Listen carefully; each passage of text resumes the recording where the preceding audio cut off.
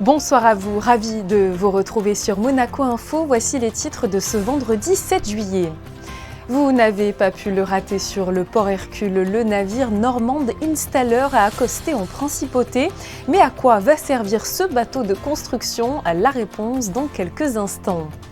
Les grandes vacances scolaires ont démarré depuis une semaine à Monaco. Quelles sont les activités prévues pour vos enfants durant les prochaines semaines? Sandrine Patois, la directrice du centre de loisirs Prince Albert II, dévoilera justement les nombreuses animations qui les attendent. Et puis nous vous emmènerons au cœur de l'entraînement du 15 de France. Les hommes de Fabien Galtier sont pendant 2 semaines sur les terrains du Stade Louis II pour être au meilleur de leur forme en prévision de la Coupe du Monde de rugby. Rigueur et travail sont, vous le verrez, les maîtres mots. Les jeunes cavaliers de l'équipe équestre monégasque sont de leur côté en pleine préparation pour les championnats d'Europe de saut d'obstacles. Reportage à suivre dans ce journal. Et pour finir, direction la 2e soirée estivale du Fort Antoine. Les spectateurs ont pu découvrir hier soir un spectacle d'orgue intitulé « Le Grand Voyage ». Mais nous débutons ce journal avec la maison numérique. Elle a été inaugurée en présence du souverain et de plusieurs personnalités de la principauté. Portée par le gouvernement princier, par Monaco Télécom et par la mairie, ce nouveau lieu offre désormais un accompagnement de proximité sur le numérique. Je vous propose d'écouter Frédéric Ginta, délégué interministériel à l'attractivité et à la transition numérique à ce sujet. La maison du numérique, sa première mission, c'est inclure, c'est aider. Aujourd'hui, Monaco a créé un écosystème numérique avec beaucoup de services. L'immense majorité des services dont les gens ont besoin. Mais tout ça ne marche pas si les gens n'utilisent pas. Et donc la maison numérique va faire 3 choses. Aider les gens avec leurs outils numériques, mon téléphone, ma télé, mon PC. Les former à maîtriser le numérique, mes démarches en ligne, faire un CV, une lettre de motivation, maîtriser mieux Internet et se former au savoir dont ils auront besoin aujourd'hui et demain, l'intelligence artificielle, la blockchain, ces sujets-là aussi. Donc on est vraiment sur aider, former et se développer. Dans le cadre du programme de transformation numérique de la Principauté, l'ouverture de la maison du numérique représente une étape majeure pour le pays, comme le confirme Xavier Niel, actionnaire majoritaire de Monaco Télécom. Écoutez-le. Ce que j'aime bien à Monaco, c'est que c'est un territoire suffisamment petit dans lequel on peut mettre en place des expérimentations, avoir des idées différentes. Et pour nous, c'est un endroit fantastique parce qu'on peut avoir sur un peu moins de 40 000 personnes, la possibilité de tester des choses. Et je pense que ça va dans ce sens-là. On a un pays extrêmement attaché, et vous le savez, souverain à tout ce qui est... comment on va être capable de transformer la société pour la rendre le monde plus durable. L'idée, c'est quand même qu'est-ce qu'on est capable d'inventer, qu'est-ce qu'on est capable de mettre en œuvre de manière différente. Vous le savez, Monaco était le premier pays intégralement couvert en 5G. J'espère qu'on va faire la même chose sur la fibre optique. Mais comment on est capable d'innover et de faire des innovations différentes qu'on n'est pas capable de trouver ailleurs. Ces propos étaient recueillis par Vanessa Dessy sur des images de Sylvain Péroumal. Vous l'avez certainement remarqué, un navire de la flotte SBM Offshore a fait escale en Principauté. Ce navire de construction polyvalent haut de gamme a été missionné pour réaliser les travaux du projet Provence Grand Large. Le souverain est monté à bord ce jeudi matin. Vanessa Dessy et Hugo Comassa l'ont suivi. C'est un navire de construction polyvalent spécialisé dans les activités d'installation et de construction en mer. Le Normand Installer est capable de réaliser une large gamme de travaux lourds et d'opérer à des profondeurs d'eau pouvant atteindre 3000 mètres. Le navire a installé des centaines de lignes d'ancrage en eau profonde et 25 plateformes de grande taille sur la plupart des continents. Le bateau il est à peu près 123 mètres de longueur pour 28 mètres de largeur. Il peut accommoder environ 100 personnes à son intérieur et il y a un poids de 15 000 tonnes. Il a opéré partout dans le monde. C'est un bateau du 2006 qui a été conçu grâce à l'expérience conjointe de la SBM Offshore et de la Solstad, une compagnie norvégienne. Et donc ça a été vraiment construit avec toute notre expérience pour faire un bateau qui soit à la fois puissant, versatile et qui puisse opérer dans les meilleures conditions de sécurité et d'efficacité pour nos clients. Le navire jouera un rôle majeur dans l'installation de la ferme éolienne flottante Provence Grand Large en face de Marseille pour EDF. Ce projet pilote de nouvelle génération est situé à 17 km au large du golfe de Fos, à 100 mètres de profondeur d'eau, reposant sur une innovation technologique. 3 éoliennes seront installées sur des flotteurs à ligne d'ancrage tendue, conçus, développés et installés par SBM Offshore. La raison de l'escale du Normandie Installer à Monaco, c'est qu'il se trouve en route pour aller installer la première ferme éolienne flottante dans la Méditerranée. Cette ferme éolienne flottante, ça fait partie des nouveaux types de projets dans les renouvelables que SBM est en train de lancer. Donc c'est basé sur des éléments flottants qui ont été développés et conçus complètement ici à Monaco, par nos équipes à Monaco. C'est quelque chose qui est très innovant, aussi puisque avec notre ligne d'ancrage tendu, et ça c'est une première mondiale, on aura le minimum d'impact sur les fonds d'eau marins et sur les écosystèmes, qui c'est très important aujourd'hui. Les objectifs de ce projet pilote sont multiples, réussir une innovation majeure, démontrer la faisabilité technique et économique des éoliennes flottantes, acquérir un retour d'expérience environnementale en conditions réelles et développer une nouvelle source de production d'énergie renouvelable. Cette ferme éolienne aura donc la capacité de production d'environ 25 MWh, soit l'équivalent de la consommation électrique de 45 000 personnes. Dans le cadre du Monaco Energy Bot Challenge qui a lieu cette semaine en Principauté, la 4e table ronde du Monaco Hydrogen Working s'est tenue ce vendredi. Organisée par Monaco Energy Transition, par la Fondation Prince Albert II et par le Yacht Club, ce rendez-vous s'intéresse à la prise en compte des technologies pour l'industrie maritime et de plaisance, rassemblant des acteurs gouvernementaux et institutionnels monégasques, français et internationaux, ainsi que des développeurs de projets dans le domaine de l'hydrogène. L'initiative met en lumière la situation actuelle et fait un point précis sur la technologie. Depuis une semaine, les grandes vacances scolaires ont débuté à Monaco. Des congés synonymes pour le centre de loisirs Prince Albert II, 2 périodes intenses d'activité. Pour nous parler du programme de cet été, nous recevons la responsable du centre, Sandrine Patois. Bonsoir. Bonsoir. Alors, première question, comment s'est passée cette toute première semaine au centre de loisirs ? Cette première semaine s'est très bien passée pour nous. On est au niveau des effectifs, on est complet. On a accueilli donc 300 enfants chaque jour. Il y avait donc 45 animateurs présents pour que l'accueil se passe au mieux, pour qu'on puisse respecter aussi les quotas pour les maternelles et pour les élémentaires. Donc vraiment voilà, un accueil réussi. Quelles sont justement les conditions d'admission pour ces enfants présents ? Pour qu'un enfant puisse bénéficier des activités du centre de loisirs, il doit être scolarisé à Monaco, avoir entre 3 et 13 ans et les 2 parents doivent travailler. Au niveau des activités, j'ai vu sur votre planning qu'il se passait énormément de choses. Voilà, sans nous dire dans le détail tout ce qui est prévu, mais voilà, quelles sont les grandes tendances des activités proposées pour cet été 2023 ? Comme chaque été, c'est vrai qu'on essaie vraiment d'optimiser le magnifique lieu qui est mis à disposition des enfants. Donc on essaie vraiment de faire beaucoup d'activités en extérieur, dans la pinède ou sur nos terrains de sport.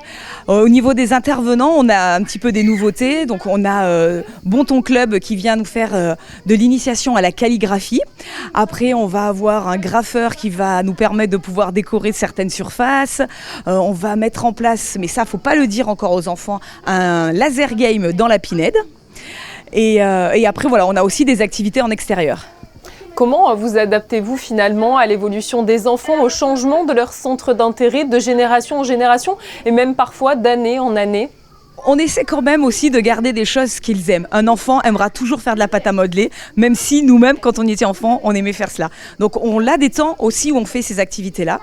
Mais de plus en plus, on leur donne le choix. C'est-à-dire que les enfants peuvent, dès le matin, choisir dans un panel d'activités, l'activité qu'ils souhaitent faire ce jour-là.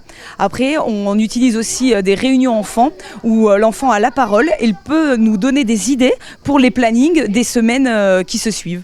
Vous en avez parlé il y a quelques instants, mais vous avez une capacité d'accueil de 300 enfants dans un cadre magnifique et surtout très arboré. C'est vrai que ce lieu incroyable est vraiment propice au développement de nombreuses activités. Tout à fait. On a vraiment cette chance et ce privilège de pouvoir organiser à la fois des jeux de piste importants où on peut passer plusieurs heures à chercher quelque chose, tout comme être dans des salles tout à fait adaptées aux maternelles comme aux élémentaires, où on peut faire des ateliers scientifiques, des ateliers cuisine. Tout est mis en place pour qu'on puisse faire vraiment un panel très large d'activités. Au niveau de la restauration, vous passez toute la journée avec les enfants de 8h à 18h30. Comment se passent les repas ? Au niveau de la restauration, on a ici 2 cantines, 2 restaurants scolaires, un pour les élémentaires, un pour les maternelles. Et dans ces 2 réfectoires, il y a 2 services, un à 11h30 et un à 12h30. Mais étant donné qu'on est très nombreux, on a mis aussi en place des repas en salle. Donc là, c'est vraiment pour les plus grands, pour les faire gagner en autonomie. Donc on leur met à disposition les couverts et toute la nourriture.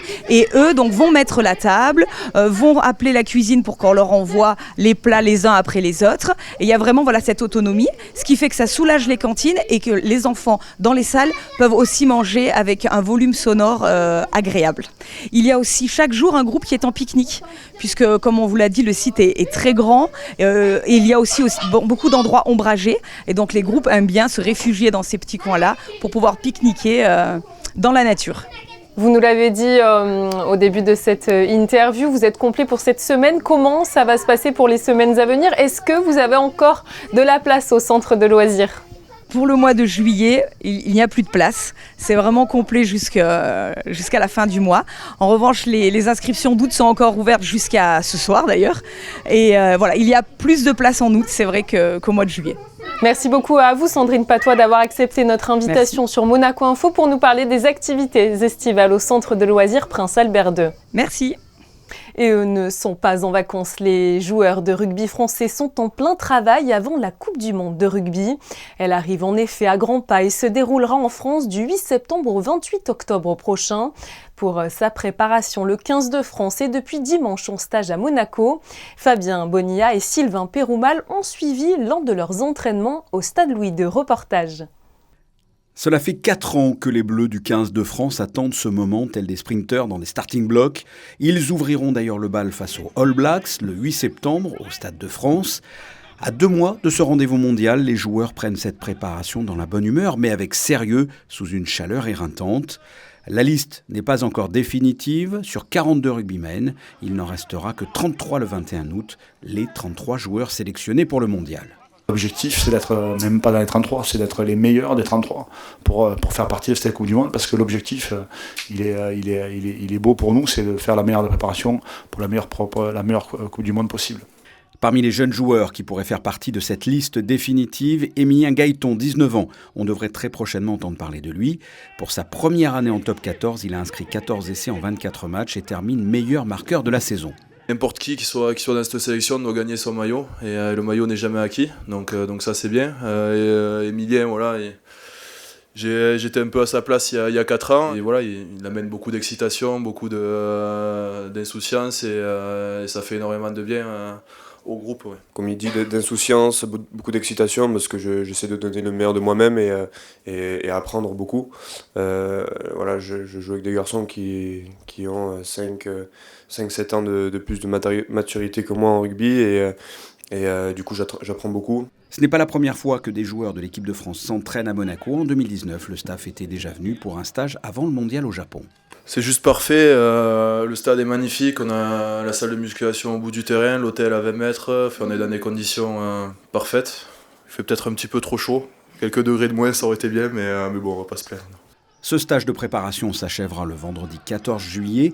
Avant cela, ce mardi, le public pourra assister à l'entraînement au Stade Louis II à partir de 13h. Et parmi les animations prévues, une séance de dédicace sur le parvis du stade. Les places étant limitées à 3600 personnes, la plateforme d'inscription en ligne est disponible dès à présent. Il vous suffit de taper sur le net « France Rugby Entraînement ». On reste dans le domaine du sport, mais nous nous intéressons à une toute autre discipline, l'équitation. L'équipe monégasque de jeunes cavaliers sélectionnés pour les championnats d'Europe de saut d'obstacles ont réalisé en début de semaine un stage de cohésion au domaine de Barbossy. Une première pour ces jeunes filles qui vont concourir ensemble, le tout encadré par le Français Philippe Rosier, champion olympique. Sur place, Émilie Terrasson et Olivier Bonello. Elles sont 9 jeunes cavalières de l'équipe monégasque à être sélectionnées pour les championnats d'Europe de saut d'obstacles. Sur 2 journées, elles ont réalisé un stage de cohésion encadré par le champion olympique multimédaillé Philippe Rosier. Un moment important pour cette épreuve qui se déroulera en équipe. Chacun un petit peu dans son coin, à droite à gauche, on n'est pas tous dans les mêmes écuries, et moi encore moins. Donc l'idée c'était de regrouper tout le monde pendant 2 jours, de faire un stage de cohésion. Pour moi c'est important de les connaître à pied aussi, pour essayer d'aller les repousser dans leurs limites pour les championnats. Parce que là on part quand même pour une semaine entière ensemble de championnat à Gorla en Italie. Donc voilà, l'idée c'est ça, et pour l'instant ça se passe très bien. Maintenant on va essayer d'être bon et de bien représenter Monaco. 150 km de pistes sont mis à leur disposition au cœur du domaine de Barbossy à Mondelula-Napoule. L'équipe des children âgés de 12 à 14 ans et celle des juniors de 15 à 18 ans profitent de ce stage pour se ressourcer, se retrouver et s'entraîner. C'est rassurant aussi de savoir qu'on est entraîné par quelqu'un qui sait et qui comprend ce qu'on ressent aussi.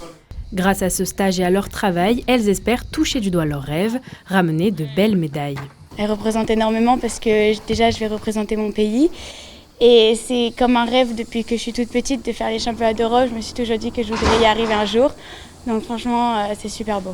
Ce week-end, les cavalières partent pour le championnat avant de monter en selle pour la compétition qui se déroulera à partir de lundi en Italie. Et nous souhaitons évidemment bonne chance à toutes nos cavalières monégasques en vue de ce grand rendez-vous. Un nouveau directeur artistique adjoint vient d'être nommé à la SBM. Il s'agit de Alfonso Ciula. Ses précédentes fonctions en tant que directeur artistique du Grimaldi Forum de 2001 à juin 2023 sont un atout précieux pour cette nouvelle mission. Il mettra ainsi à profit sa longue expérience en principauté pour seconder Gilles Marsan avant de lui succéder en fin d'année. Une nomination qui intervient dans le cadre de la stratégie de réorganisation du groupe mise en œuvre par le président délégué Stéphane Valéry. Hier soir, au Monte Carlo Beach Club, s'est tenue une summer party pour célébrer les 50 ans du Monaco Ambassadors Club. Le prince Albert II a participé à cette belle soirée qui rendait hommage au groupement créé en 1973 à l'initiative de la princesse Grace et du prince Régnier III. Axé sur l'environnement, le bien-être, la culture et le sport, le Monaco Ambassadors Club permet à ses membres d'échanger sur différentes thématiques et de tisser des liens professionnels. Un nouveau projet artistique a vu le jour à Monaco, Collect MC. Pensé par Tiffany Agoun et Stefania Angelini, il permet de découvrir le travail d'artistes émergents et d'artistes issus d'institutions régionales à travers 2 expositions par an. La première s'intitule Substance et se tiendra à l'espace Saint-André jusqu'au 29 juillet. Elle met en avant le travail de plusieurs artistes qui ont puisé leur inspiration dans la Grèce antique. Si vous voulez la découvrir, elle est ouverte du jeudi au samedi de 15h à 18h. L'entrée y est libre. À l'occasion de la 18e édition du Festival international d'orgue de Monaco, les spectateurs du Théâtre du Fort-Antoine ont pu découvrir le spectacle Le Grand Voyage. Sur scène, le duo de comédiens et organistes Les Colporteurs, un moment de partage entre histoire et rire que vous font découvrir Alban Gingembre, Clélia Renaud et Émilie Terrasson. Un voyage tout en musique. Pour la première fois en extérieur, Mr Mix et Monsieur Max, le surnom des 2 comédiens, ont interprété leur spectacle en plein air. C'est totalement nouveau. De jouer de l'orgue dehors, c'est un rêve d'organiste un peu, c'est assez drôle, surtout là avec la mer derrière nous. Mais non, ce qui est amusant, c'est qu'on raconte dans ce spectacle l'histoire du baron de l'épée, qui est un personnage un peu fantasque, qui s'était fait construire un orgue dans un château au Pays Basque, un orgue énorme, un orgue de cathédrale. Et en fait, lui, il ouvrait les fenêtres et il improvisait face à l'océan le soir. Bon, on revit un peu la scène ici à Monaco, donc c'est assez sympa ça. Un jeu en plein air donc, mais toujours dans le partage avec le public. En plus de l'orgue numérique, différents instruments sont joués sur scène. Certains proviennent même de leur imagination.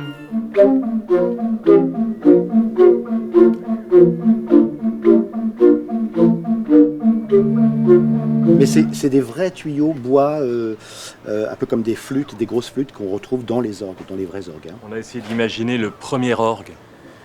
Qu'est-ce que ça devait être le premier orgue ? Une sorte d'assemblage de tuyaux. Amis depuis l'enfance, il désacralise l'orgue en le rendant accessible à tous. Entre humour et histoire de l'orgue, le public est transporté à travers les époques et les styles. Et je crois même que le diable ne doit pas être très heureux que cet ouvrage d'art soit là pour rappeler l'une de ses mésaventures. Alors il y a des choses vraies, les 3/4 sont quand même vraies, mais il y a aussi beaucoup de choses qui sont un peu fantasmées ou un peu délirantes. Voilà, on remonte de la préhistoire jusqu'à à nos jours avec un auteur contemporain à la fin. Donc on fait tous les mouvements, les courants, l'Antiquité, la Renaissance, etc. Pour cette 18e édition du Festival d'Orgue, 2 autres concerts seront joués à la cathédrale avant la fin de la semaine prochaine. Et concernant le prochain rendez-vous du Fort Antoine, il sera lui le 11 juillet. Vous pourrez alors découvrir le spectacle intitulé « La bombe humaine ». Comme chaque soir, on vous propose de faire un point sur vos prévisions météo avec, je crois, de belles nouvelles pour ce 2e week-end de juillet. Bonsoir Justin Hadel. Bonsoir Julia, bonsoir à tous. Pour commencer son week-end, rien de mieux que du soleil avec des températures bien au-delà des normales de saison. 23 à 30 degrés sont attendus. Quelques nuages très furtifs passeront dans le ciel monégasque au cours de la journée, tout comme quelques rafales de vent. L'occasion donc d'aller se baigner à Monaco. La température de l'eau devrait atteindre les 25 degrés. L'indice UV sera quant à lui de 8. La crème solaire vous est donc recommandée. Le soleil se lèvera à 5h54 et vous pourrez admirer le coucher de soleil à 21h15.